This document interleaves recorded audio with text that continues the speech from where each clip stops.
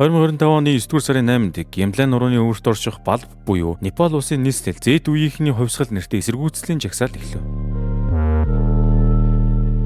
Жагсаалтын гол зорилго нь засгийн газар Facebook, Instagram болон WhatsApp зэрэг нийгмийн сүлжээг хаах шийдвэрийг эсэргүүцэх байсан бөгөөд жагсаалт нь голдуу оюутан залуус оролцжээ. Гэсэн ч 9 сарын 8-нд эхэлсэн жагсаал айжимдаа хүчирхийллийн шин чанартай болж 22 хүн амиа алдсанаас үүдэн бослого болон хувирснаар Балбын залуучууд засгийн газрын яам төрийн томоохон албан тушаалтнуудын гэр орон байр сууц зэргийг галдан шатаасан байна. Ийхүү 9-р сарын 9-нд Балб улсын ерөнхий сайд Sharma Oli албан тушаалаас огцорсон ч эсэргүүцлийн жагсаал зогсолтгүй үүмэн самун үргэлжиж улс орныхоо төр засгийг бүгд нь эргүүлж хайжээ. Тэгвэл дэлхийн нийтэд Балб улсад болж энэхүү бослогыг онцлох шалтгаануудын нэг нь залуучууд бөгөөд захин мөрчдийг хаах гэж бууг эсэргүүцсэн залуучууд өдгөө засгийн газраа тэр чигтэн унгаж өөрсдийн шин засаглалыг тогтоож чаджээ. Бүр шинэ ерөнхий сайдын сонгуулаа Discord платформ дээр явуул улсынхаа анхны эмэгтэй ерөнхий сайдыг сонгосон гэж боддоо. Тийм учраас өнөөдрийн бичлэгээ та бүхэндээ Непал буюу Балб улсад болж өнгөрсөн жагсаалтын талаар ярьж өгөхөөр бэлтгэлээ. Хэрхэн Непал улсын залуучууд нэгдэж авилга улс төрсөн нийгмээ өөрчлөн дэлхийн нийтэд шин жишгийг тогтоосон бэ. Мөн манай улс Непал улсаас хэрхэн сургамж авч болох вэ? Бичлэг эхлүүлэхээс өмнө манай сувийг дэмжиж лайк болон subscribe дарахыг битгий мартаарай. Одоо ингээд бичлэг рүү орцгоё.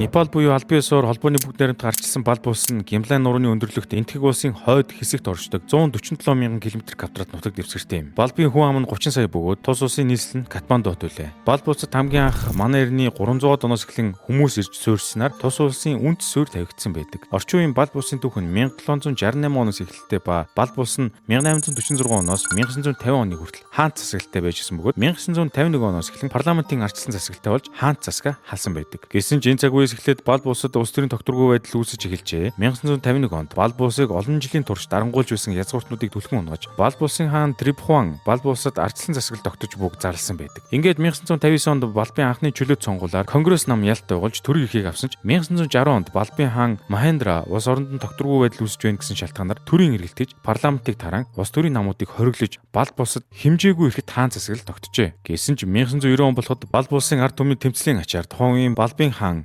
Бирендра иргэн арчилсан засаглалыг сэргээж олон намын тогтолцоог хүлээн зөвшөөрөн үндсэн хуулиар шинээр баталсан байдаг. Гэхдээ үүнээс удалгүй ердөө 6 жилийн дараа буюу 1996 онд Балбын коммунист нам хаан ширээг түлхэн унгаж бүгд найрамдах улсыг байгуулах зорилгоор иргэний дайныг эхлүүлжээ. 10 орчим жил үргэлжилсэний дараагаар 2006 онд энэхүү дайн дууссан байна. Энэ зур 2001 онд Балбын хаан ширээний удмынхныг бөөнөр нь буудаж алсан бөгөөд үүнээс болж Балб улсын улс төрийн тогтворгүй байдал улам даамжирсан байдаг. Ингэснээр 2005 он болоход Балбын хаан ахин нэг удаа төрийн эргэлт хийж парламентын эрхийг өөртөө төлөвлөсөн байдаг. 2006 онд иргэдийн шахалтаар парламентын засаглал иргэн сэргийж 2008 онд хаан засгийг бүр өмсөн халж ажээ. Ингээд 2008 онд шинэ үндсэн хуулиар батлан холбооны бүгд найрамдах Непал улсыг тунхагласан байдаг. Эндээс үзэхэд өнөө цагт Балб улсад болж улс төрийн хямрал нь гэнт туусан зүйл биш өгөөд 1951 оноос 2008 он хүртэл он удаан жил үргэлжилсэн засаглалын хямралтай сайшгүй холбоотой юм. Учир нь дээдчүүлэн судлаа болохгүй л дооччүүлэн гүйдлээ болохгүй гэдэг ёсоор улс төрийн өн удаан жил үргэлжилсэн хэрүүл тэмцэл хямрал нь ард түмний амьдралыг дөрөөтүүлж олон жил хурсан их уур бухимдлыг үүсгэснээс нэг л өдөр тесэрснийг бид бүхэн харж болохоор байна. Одоо тэгвэл Балбын залуусын бүгсэн уур бухимдлыг юу өдөж тесрүүлв? Энэ оны 9-р сараас эхлээд Балб улсын нийгмийн сүлжээнд нэгэн өрмөс тренд хүчээ аван гарчээ. Тэр бол Nepo Kids гэсэн хаштаг бүхий Балбын улс төрчдийн хүүхдүүдийн тансаг баян чинэлэг амьдралыг ядуу иргэдийн амьдралтай харьцуулсан бичлэгүүд. Тэдгээр бичлэгэн дээр Балб улсын томоохон эрх мэдэлтэй хүүхдүүд хэрхэн улс орондоо тансаг амьдардаг, гадаад зурдаг, үнэтэй машин, хувцс хэрэгсэл, өмсөж хэрэглэдэг зэрэг гайхуулсан тухай байсан нь ажилгүйдэлд нэврэгдэж арай ядан амьдралаа залгуулдаг сая сая залуусын уур бухимдлыг төрүүлсэн байна. Ингээд Nepo Kids хаштагтай бичлэгнүүд нийгмийн сүлжээнд тарж ирсний дараагаар даамжирч залуусын эсэргүүцэл Балбын эрх мэдэлтнүүдийн хууль бус мөнгө ба авилгал дуйланд хэрэгүүдийн эсрэг чиглэж эхэлжээ. Эдгээр хэрэгүүдийн нэг нь Непалийн хоёр дахь олон улсын нисэх бодлын бүтээн байгуулалттай холбоотой мөнгө завьсан хэрэг бөгөөд Балбын улс төрчид нисэх бодлын ажлыг олон жилийн турш удаашруулж янз бүрийн шахаа зэрэг явуулснаар ойролцоогоор 71 сая долларыг хувьдаа завшсан байна. Ийхүү Nepo Kids гэсэн хаштагаар бичлэг зүйлдээ Балбын засгийн газрыг хурцаар шүүмжилсэн утга агуулгатай болж эхлэмэгц Балбын засгийн газраас уг бичлгүүдийг зогсоохоор захим сүлжээг хаах шийдвэр гаргасан залуусын эсэргүүцлийг бүр хүчтэй өдөөсөн байна. Хэрэв та хэд санаж байгаа бол манай ч гэсэн өнгөрсөн 5 сард